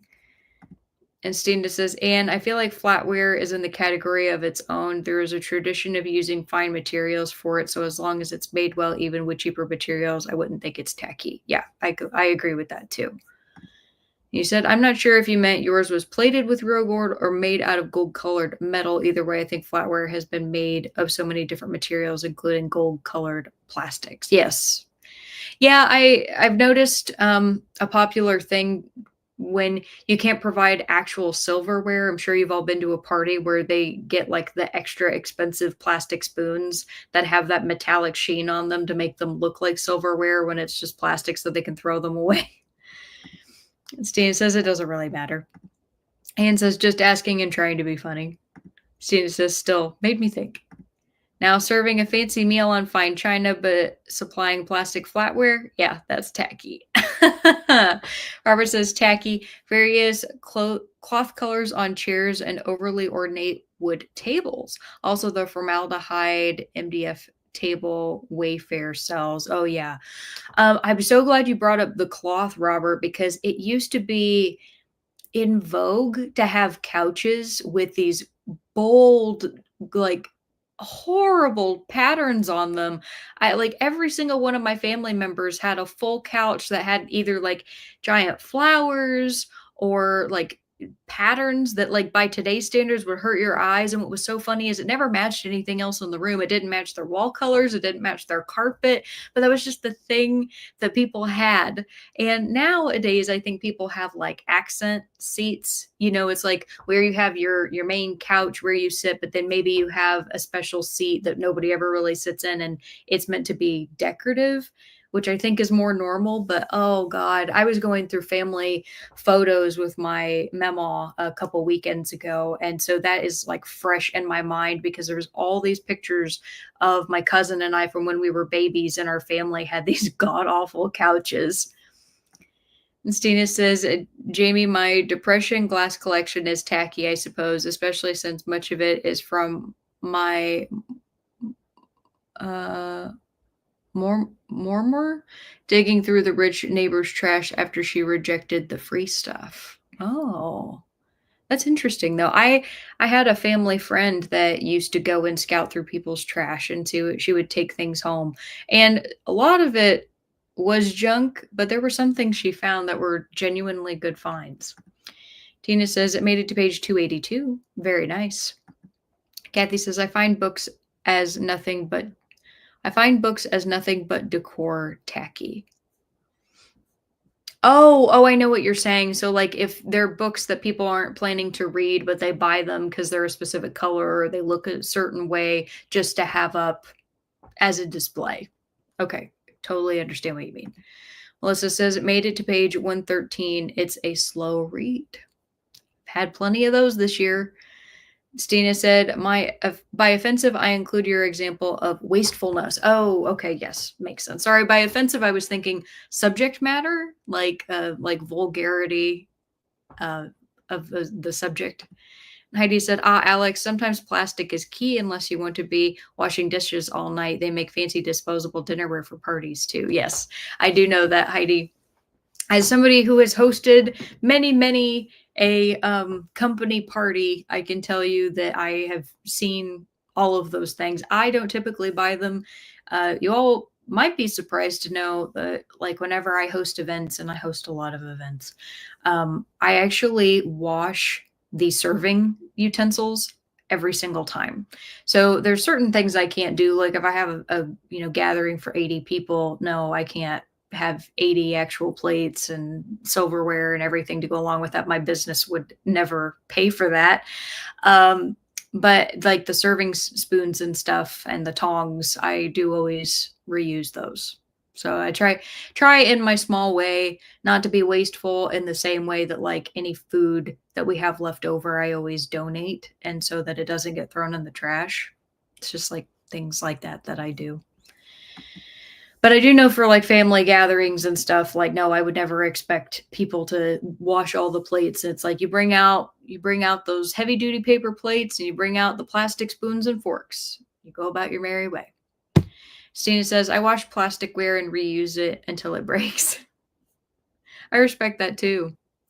Jamie says, oh no, Stina, I like depression glass, although it depends on the color and pattern, I suppose. Zach says, yeah, both super cheap or super expensive are both tacky, but it's situational. Swank says, it's officially summer. I just heard my first cicada. Yay! I love cicadas so much. They're one of my favorite insects. They're so much fun. It's probably because I grew up listening to them as a child.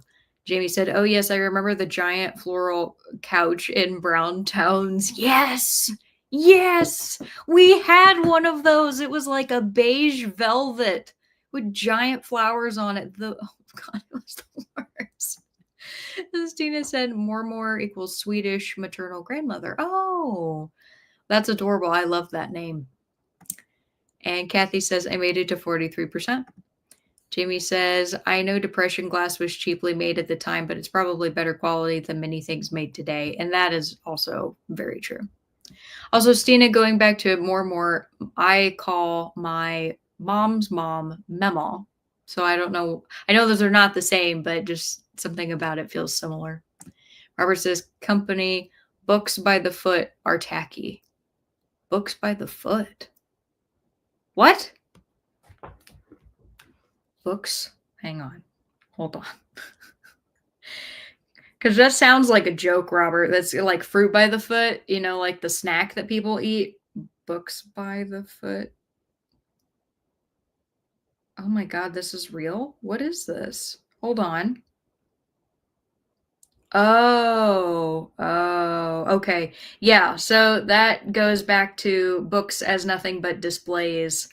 And you can buy vintage books, modern books, by the box and bulk, books by color, books by subjects, wrapped books, coverless and reversed books, and stacks and bundles.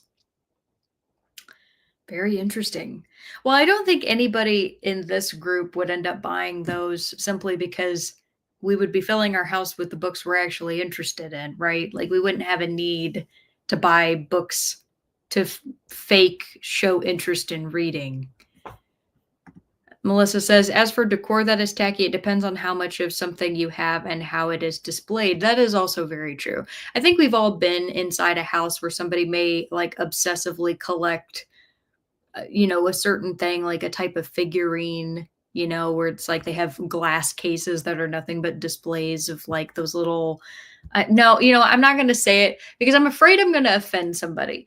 Here's the thing. What one person finds tacky, another person would find very endearing. And just because I don't like something doesn't mean that somebody else can't spend your money however you want, as long as it's not hurting anybody. But the thing I was thinking of is if you all know Hallmark, like those little angels, or not even always angels, but like those little people figurines that they create where they have them for like every occasion that of a life event.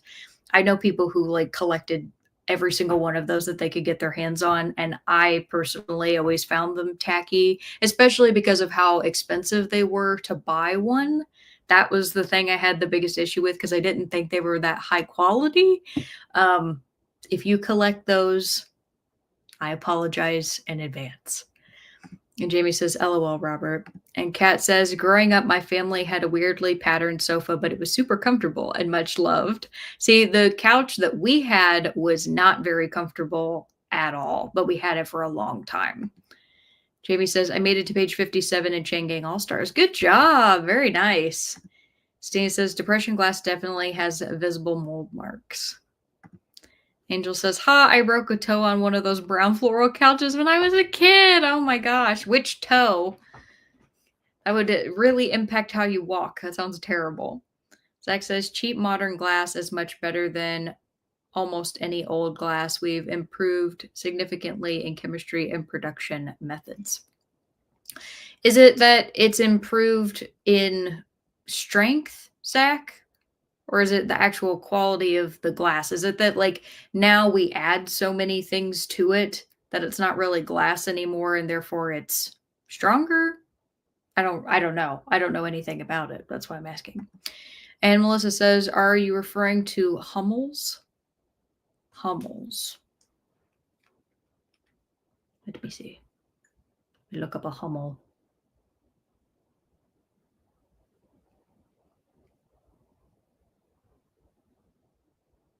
No, similar, very similar, but not exactly like these. These actually are nicer looking quality than like the ones that I'm thinking of. Although I think I just found one where are these two children doing, are they waving? Sorry, I got really freaked out because I was like, please tell me those children are not doing a Hitler salute. I think you see why I would think that initially, but I'm pretty sure these are like little kerchiefs and they're like waving goodbye. I don't know. I'm gonna stop looking at that now. And Kat says, like me with my target birds and gnomes. Kat, I love your birds. I can't think of the gnomes off of the top of my head, but I love your little birds. I do think that they're very cute.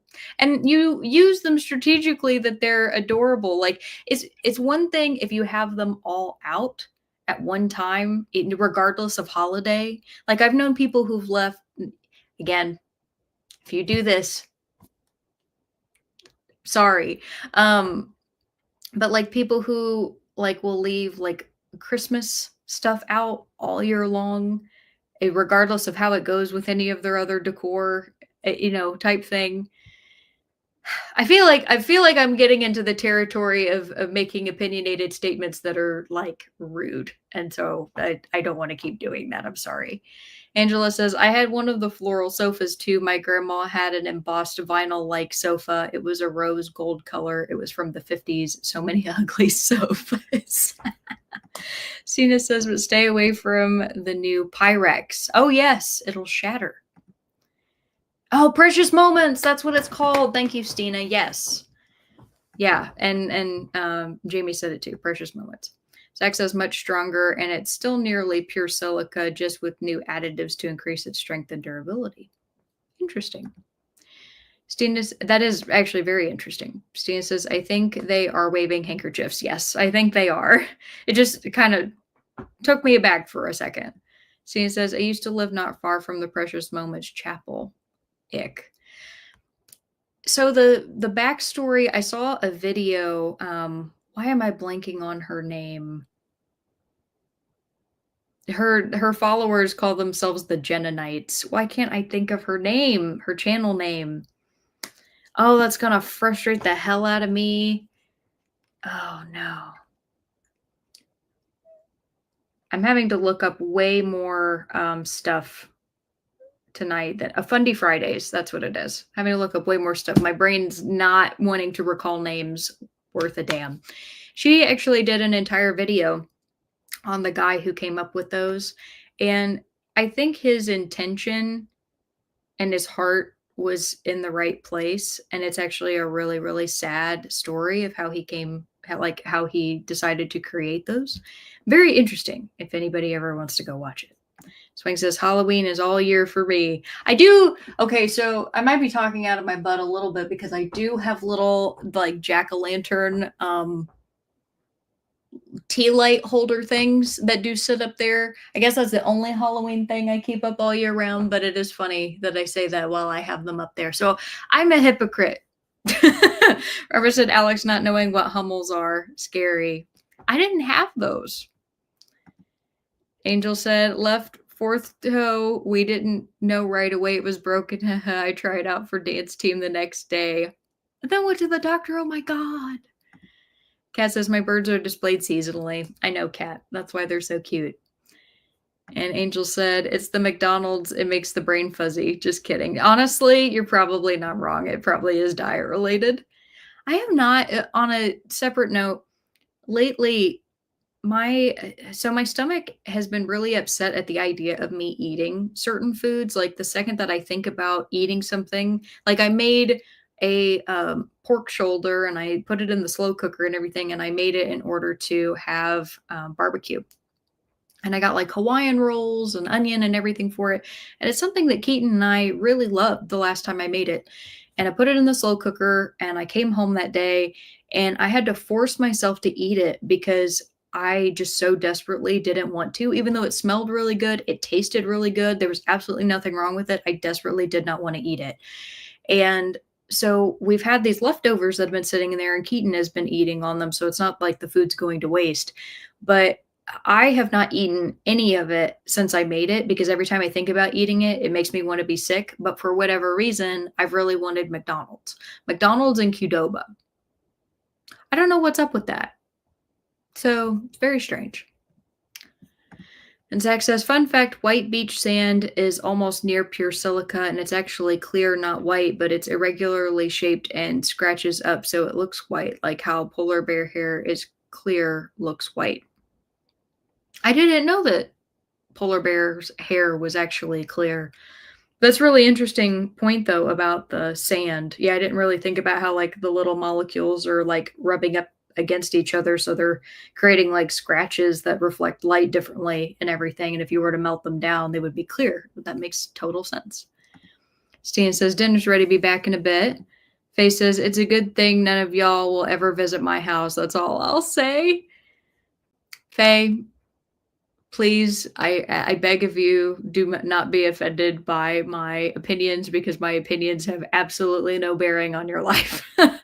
and I want you to keep living your best life every day. Be your authentic self. And Kat says, although my raven bird sits on the same shelf with Edgar Allan Poe and my pocket Poe Jamie made for me. I don't think those are seasonal. I don't think so. Even if Edgar Allan Poe, even if you read him at certain times of year, I don't think he's seasonal. Angela says, you're pregnant, Alex. I promise you I'm not. I very much am not, and I know that for a fact. Heidi says, I was going to say the same thing, Angela. No, I'm not. That would be more than a shock. Like an impossible thing at this point. And Robert says, I have a black skull on my goth cabinet that I picked up at one of those Halloween pop-up stores. Ooh, that's fun. I have a little skull that I named Ptolemy that's made out of some type of stone that they like carved out and polished. And Ptolemy was the general who took over after Alexander the Great, and Ptolemy was really the one responsible for building the Library of Alexandria. And it's just funny. It's like this big. It's super small. Zach says, there also really isn't anything wrong with newer Pyrex. It shatters because people do stupid stuff like putting a hot pan in cold water. Well, yeah, definitely shouldn't do that. Jamie says, Poe is not seasonal. Dang it. Kat says, the Raven Bird came out for Halloween one year, but Poe is all year long. I love it. All right. Well, thank you, everybody, for allowing me to express my opinions. Hope you still like me afterward. I still like you. Oh, all right. I will put us in our next sprint. And I'm going to ask you all one of the questions I ask every week, which is, what is something you learned over the last week that was interesting? And with how we're doing on time right now, I'm going to say that I'm going to do a 45-minute sprint and a 30-minute sprint. So this will be the last 45 of the evening. And Angela said, my neighbor still has a tall skeleton hanging on his front door. Oh, that's hilarious. Yeah, see, I guess I am really biased because if Halloween could be all year round, I would be happy about it. And a lot of people feel that way about Christmas, but I've never felt that way about Christmas. So I guess like Christmas decor irritates me more than Halloween decor, which is that's a personal thing and nothing to do with the people at all. See, you guys are helping me work out my issues. Look at you. And Anne says, I had a friend who collects clowns. Oh no. Super creepy and scary. Yeah, clowns are so polarizing. You either love them or you hate them. Tina says, LOL, we still like you, Alex. Oh, thank you. I appreciate it. I never want to be an asshole. I'm sure I am sometimes, but it's not intentional. And if I'm ever being a jerk, You guys can tell me. I'm open to that feedback. Melissa says, I have to go, being called to dinner. Thanks for sprints. Good to see you, Melissa. And hope you enjoy your dinner. Alrighty, I gave you all your next question, and I'm going to put up the timer here, and I will see you all in 45 minutes. Happy reading. Bye.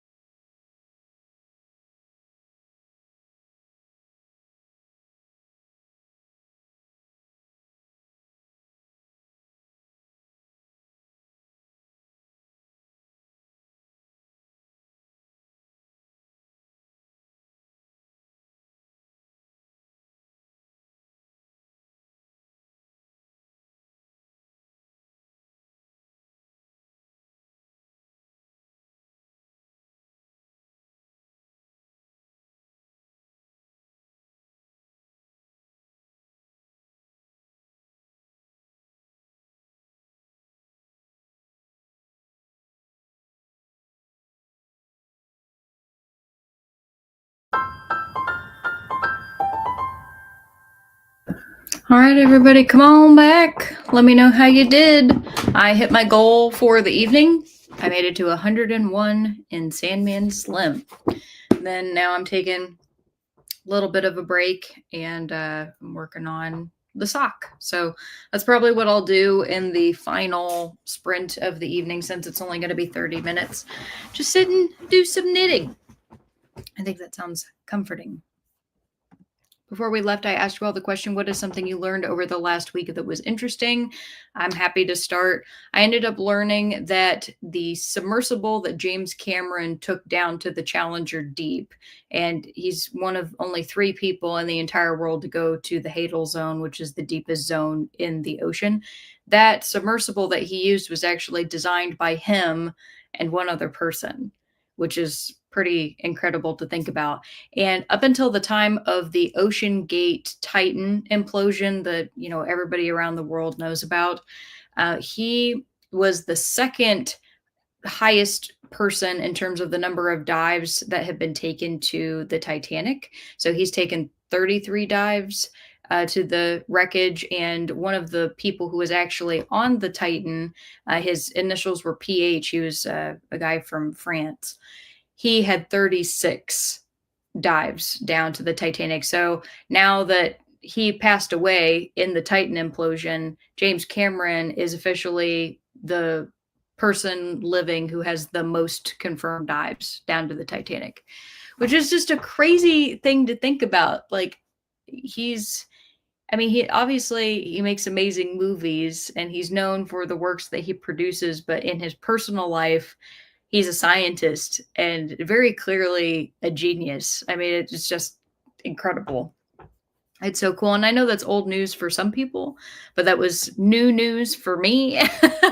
So I thought that was really cool.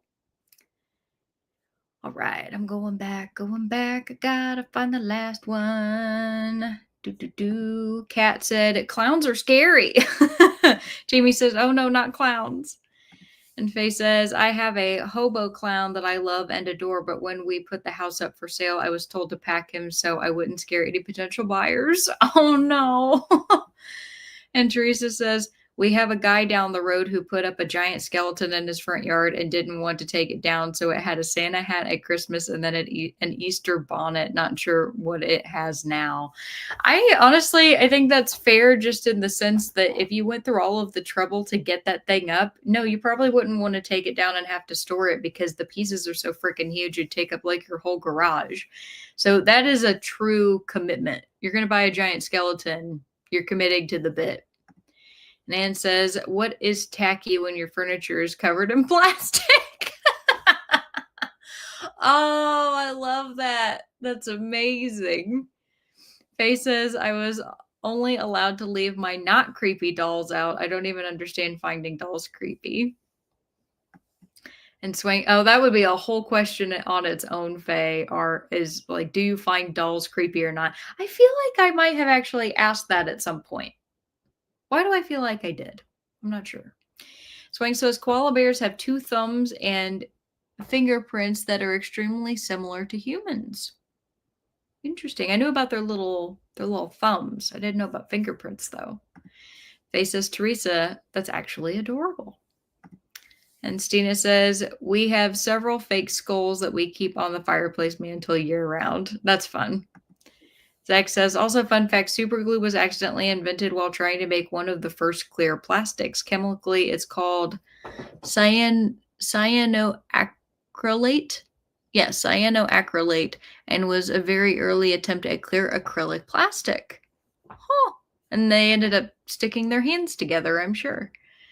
Stina says, cyanoacrylate is also used for developing fingerprints. We're coming back to the fingerprints. We have a theme. Stina says, I learned that the local genealogy society has some very helpful people. That's awesome. Yeah, people who are really committed to genealogy, they know an awful lot. It's important to cherish their knowledge. Zach says, the interesting thing I learned this week was the word sophomore actually means wise fool. It comes from the Greek sophos, wise, and moros, fool.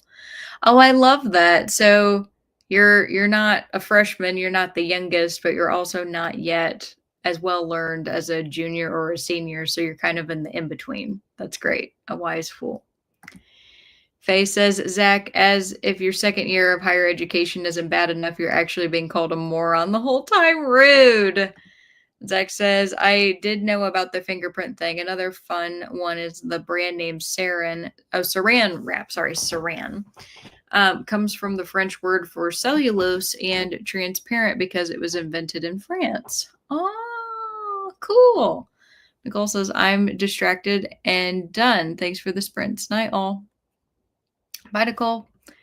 And Zach says, Faye, I'd rather be a wise fool than a foolish wise man. And Princess says, I learned that 50% of people feel better taking antidepressant medication. However, 40% feel better just taking placebos. Interesting. Bye, Nicole. Anne says, we have 4 14-year-olds having a slumber party at our house. All we hear is giggling. I'm scared. Oh, they're probably, well, are the 14-year-olds girls or are they boys giggling? If they're girls giggling, they might be plotting to take over the world. If they're boys giggling, something might get destroyed.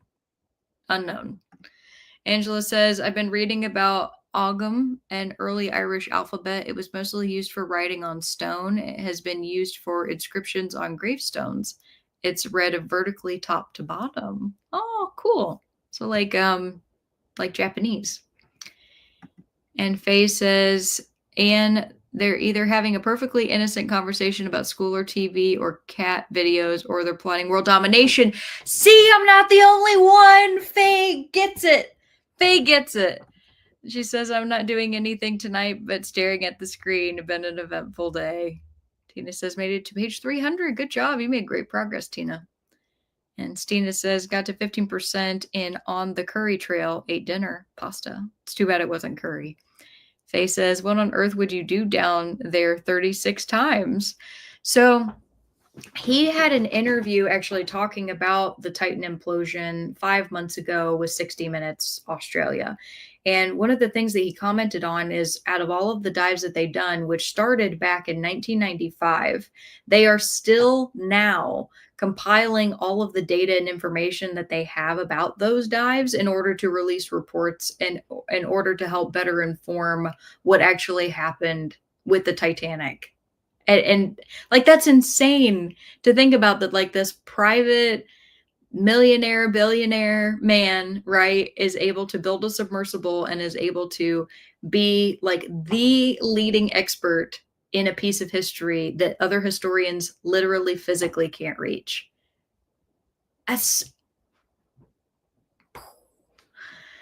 And Denise says, I missed the last chat. I went out for a walk. I hope it was a nice walk. My neighbor stopped me on my way back and we talked for close to an hour, did a little reading. I'm on page 139. That's sweet. I hope you had a nice time with your neighbor. Kathy says, ate dinner during the last sprint, then only read another 5%. I hope you enjoyed your dinner. Princess says, Scarlett O'Hara is such a little brat in Gone with the Wind. Oh, yes. Have you ever read that book, Brace Yourself for Her Narcissistic Behavior? I've only seen parts of the movie. I haven't ever read the book, but I know that that's something about her where you're just like, you just want to like shake her. It's like, bitch. And Zach says, Kathy Sullivan was an astronaut. That's the only person in the world that's been to the Challenger Deep in space. Oh, yeah. So she's been to both, is what you're saying. She's the only person that went to both. Very cool. Which is really also wild to think about. Because some people say that and I think that this is kind of hard to quantify because of how big, obviously, the universe is. Some people like to say that we know more about space than we know about our own ocean. I don't personally believe that that's true, but I'm willing to accept that there are a lot of mysteries about the ocean and a lot of species that we haven't yet to discover. I'm perfectly happy to say that. Faye says, yes, I remember the conversation where everyone was talking about how creepy dolls are, and I'm sitting there like, oop. Okay, so I'm not crazy. We did have that discussion. Faye, I want you to always be yourself. I love that about you. Princess says, "Oh, great question about do you find dolls creepy?" Angela says, "That reminds me of Marie on Everybody Loves Raymond." And Anne says, "Girls. World domination it is then." Kat says, "Well, I'm so tired I can't think of anything I learned this week. I'm hopping off and heading to bed. Thanks for Sprints, Alex. Happy weekend, everyone." Good to see you, Kat. Maybe you can join in Sprints next week if you have the energy. I hope your puppers feel better. Stina says, "I'm learning that most curry recipes are Stina hostile. Doesn't keep me from eating curries, but I probably won't make any of these recipes. Dang it. I'm sorry." Anne says, "I was told not to worry unless it gets quiet." Oh, that's funny. And Faye says, "So true." Faye and I are ready for the plotting of the world domination. You see how it is. All right, I will get, let's see, the timer updated here because our last sprint is going to be 30 minutes. We're actually going to be going over a little bit on time, which is perfectly fine. We were having some nice discussions.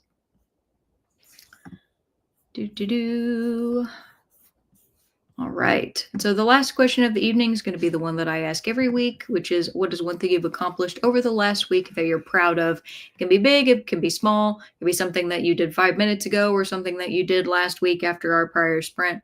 I just want to hear about it. It's always important to remember that you have accomplished something in the week.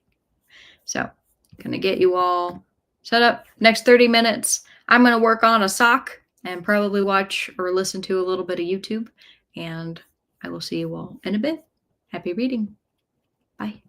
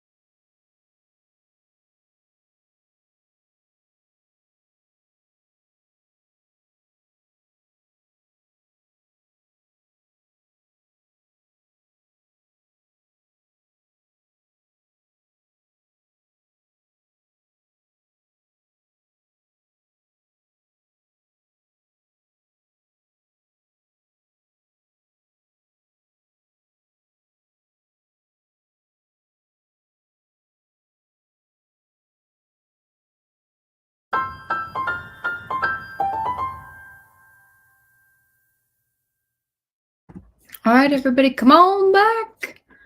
Let me know how you did. I made some more progress on the sock. It is coming along. The leg is happening.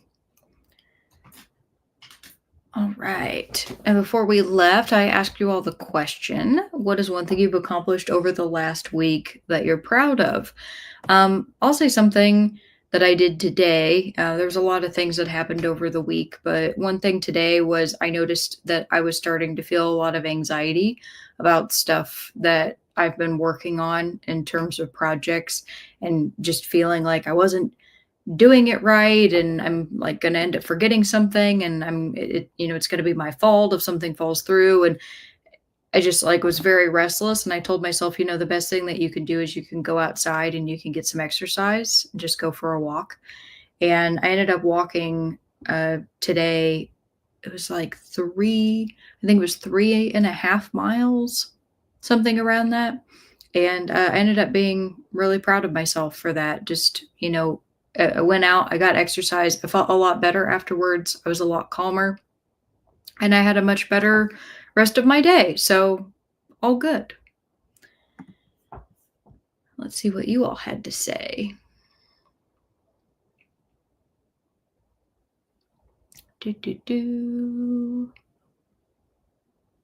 Oh, Anne said they graduated from the 8th grade today. That's the most dangerous age, Anne. I'm kidding, of course. Stina says, I found a cousin, Marguerite. She's the one who disappeared about 100 years ago. I actually found her a while back, but lots of misleading info made me think I was wrong. Oh, wow. That's so cool. Good for you. Faye says, got to watch my convocation ceremony online today with my parents. My first actual graduation. I wore the cap and did the tassel thing and everything. That's wonderful. Good job for you, Faye. Stina says, the genealogy experts had access to more records and were able to find her husband's records to confirm she was the one I was looking for. She got married in 1928, moved to Omaha, died in 1936. Oh my gosh. Was it foul play? Why did she disappear? Stina says, yay, Faye. And Anne says, 2-week accomplishment, finally straighten out a health insurance payment debacle with multiple phone calls and hours on hold. Oh my God, that sounds horrible. I'm glad that you got it situated, though. Great job. Zach says, proud isn't necessarily the right word, but I'm glad I have a 4-star plus book this week. Yay. After a 2 and a 3-star romance, a 2-star Stephen King, and a 0-star fantasy. Well, that's wonderful, Zach. You're looking on the bright side there after reading a lot of things that you just did not enjoy. Angela says, I'm headed out early to watch a show. Thanks for the sprints. I read 77 pages tonight. That's awesome. Have a good week ahead. You as well, Angela. Thank you. Talkana says, I got a project mostly done and needed less help than I thought I would need. We'll finish Monday, but big commits on a Friday are a bad plan. Yeah, I understand that feeling, but good job on having a project be mostly done. Princess says, I made myself buy clothes this week. It's my accomplishment because I truly hate buying clothes. Well, great job. Awesome. I make myself go to thrift stores and buy one thing if I decide I don't like it. He said it just gets donated back. Oh, yeah, you decide that if you don't like it, it gets donated back. That's a wonderful thing about going to thrift stores. I've had to do that too, where I buy clothes and I got something for $3 or $4, and I take it home, and it's like, oh man, I really don't like that. And then you don't feel as horrible about taking it back, just giving it back to them, because there's a really terrible feeling about buying like a $60 pair of pants and feeling like you need to go back and return it. Well, I guess the only difference is like a $60 pair of pants you can usually try on before you leave. But I know I've been in situations where I've tried on clothes and felt kind of iffy about them in the beginning, and I take them home after I've spent the money, and then I realize I really don't actually like them. And then it's a pain in the butt. Tina says, switch the laundry and put some away. Good job. I got to put away our laundry after sprints. It's all taken care of, all folded, all hung up and everything on the hangers. Excuse me. I just need to go and actually like sort them in the closet. Denise said read 16 pages on page 154. Very nice. Jamie said, "This is not my accomplishment, but I'm proud nonetheless. My son that graduated from college last month secured his first teaching job this week." Oh, congratulations. And that really took him no time at all either. I mean, that's a great turnaround for a job.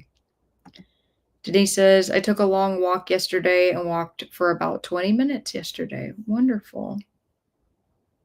Oh, walked for about, I'm sorry. Took a long walk yesterday and walked for about 20 minutes today. That's great. Zach says 12 years and 9 months is their double's birthday, 666 week old. And Faye says, or Denise says to Faye, congratulations. Jamie says, congratulations to Faye. And Stina says she died at age 30 after a lingering illness, and it's unknown what she was doing between 1925 and 1928, so there is more research to be done. You think she could have had tuberculosis? It's very common around that time. It's interesting. You should share definitely if you're able to find anything out. That would be super cool. Faces, Denise and Jamie, thank you. Jamie says, got to page 73 after a fun video chat with my grandkids. That's so sweet. I love that for you. Well, I've reached the end here of our chat, and I know that I'm quite tired. I actually went 20 minutes over what I normally do. So that's something. You all got like a longer sprint tonight. I hope you ended up enjoying it. See, it says possibly TB, lots of nasty, deadly stuff in the 30s. That is for sure. Robert says, Alex, thank you for sprints. And thank you, Robert, as always. Jamie says, thanks for sprints and thank you. And I do hope everybody has a wonderful weekend. I'm probably going to be getting up tomorrow and doing chores in terms of like lawn care stuff. So going to be doing that, and I think Keaton and I are going to try to go on a coffee date this weekend. I got stuff. I always make breakfast on the weekends, so I've got stuff for eggs, bacon, and cinnamon rolls that I think will be really good. I'm going to make mushroom cavatappi. What else did I buy? Oh, I got just like a simple DiGiorno pizza with the stuffed crust, which is something that we haven't had in a while, because I went and looked at a local pizza place and they were going to charge me $28 for a medium pizza. And I was like, no. So DiGiorno it is. So I'm hoping it's going to be a good weekend because I got a ton of stuff that's coming up next week and just want to get a little bit of relaxation in before that happens. So I hope you all can too.